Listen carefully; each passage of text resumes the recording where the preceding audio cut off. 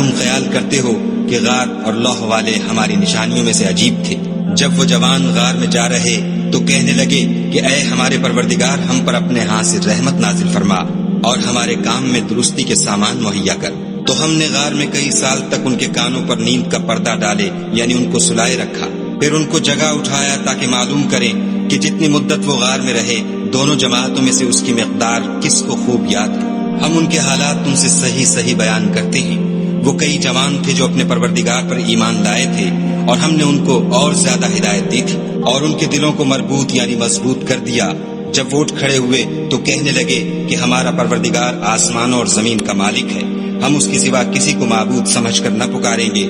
اگر ایسا کیا تو اس وقت ہم نے بعید از عقل بات کہی، ان ہماری قوم کے لوگوں نے اس کے سوا اور معبود بنا رکھے ہیں۔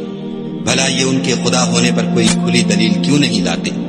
تو اس سے زیادہ کون ظالم ہے جو خدا پر جھوٹ افطرا کرے؟ اور جب تم نے ان مشرکوں سے اور جن کو یہ خدا کے سوا عبادت کرتے ہیں ان سے کنارہ کر لیا ہے تو غار میں چل رہو، تمہارا پروردگار تمہارے لیے اپنی رحمت وسیع کر دے گا اور تمہارے کاموں میں آسانی کے سامان مہیا کرے گا۔ اور جب سورج نکلے تو تم دیکھو کہ دھوپ ان کے غار سے داہنی طرف سمٹ جائے، اور جب غروب ہو تو ان سے بائیں طرف کترا جائے، اور وہ اس کے میدان میں تھے۔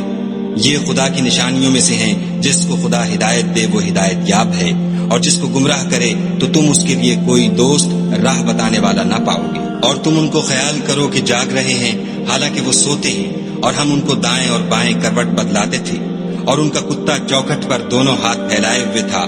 اگر تم ان کو جھانک کر دیکھتے تو پیٹھ پھیر کر بھاگ جاتے اور ان سے دہشت میں آ جاتے۔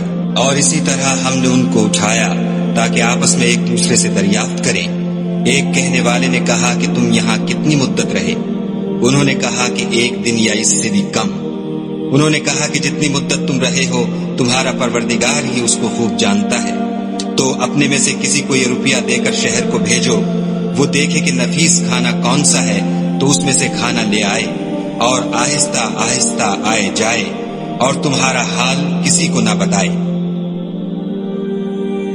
اگر وہ تم پر دسترس پالیں گے تو تمہیں سنگسار کر دیں گے، یا پھر اپنے مذہب میں داخل کر لیں گے، اور اس وقت تم کبھی فلاح نہیں پاؤ گے۔ اور اسی طرح ہم نے لوگوں کو ان کے حال سے خبردار کر دیا تاکہ وہ جانیں کہ خدا کا وعدہ سچا ہے، اور یہ کہ قیامت جس کا وعدہ کیا جاتا ہے اس میں کچھ شک نہیں۔ اس وقت لوگ ان کے بارے میں باہم جھگڑنے لگے اور کہنے لگے کہ ان کے غار پر عمارت بنا دو۔ ان کا پروردگار ان کے حال سے خوب واقف ہے۔ جو لوگ ان کے معاملے میں غلبہ رکھتے تھے وہ کہنے لگے کہ ہم ان کے غار پر مسجد بنائیں گے۔ بعض لوگ اٹکل پچو کہیں گے کہ وہ 3 تھے اور چوتھا ان کا کتا تھا، اور بعض کہیں گے کہ وہ 5 تھے اور چھٹا ان کا کتا تھا، اور بعض کہیں گے کہ وہ 7 تھے اور 8واں ان کا کتا تھا۔ کہہ دو کہ میرا پروردگار ہی ان کے شمار سے خوب واقف ہے۔ ان کو جانتے بھی ہیں تو تھوڑے ہی لوگ جانتے ہیں، تو تم ان کے معاملے میں گفتگو نہ کرنا مگر سرسری سی گفتگو، اور نہ ان کے بارے میں ان میں سے کسی سے کچھ دریافت ہی کرنا، اور کسی کام کی نسبت نہ کہنا کہ میں اسے کل کر دوں گا، مگر انشاءاللہ کہہ کر، یعنی اگر خدا چاہے تو کر دوں گا۔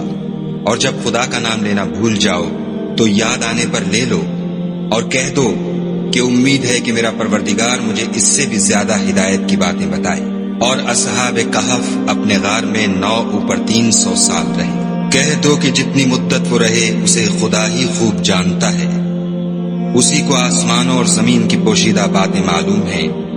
وہ کیا خوب دیکھنے والا اور کیا خوب سننے والا ہے، اس کے سوا ان کا کوئی کارساز نہیں۔